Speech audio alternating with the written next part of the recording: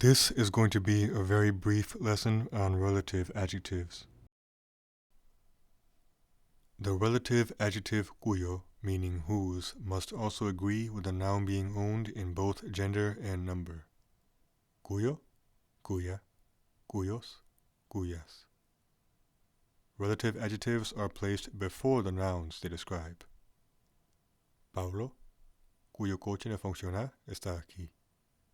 Su amiga, cuya hija es enfermera, trabaja aquí.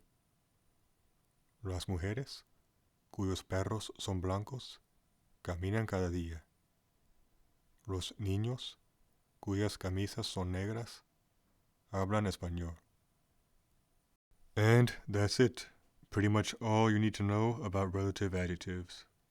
As I always say, I would very much appreciate it if you could please do me a favor and share this video series with your friends and teachers. And that is all for now, so until next time.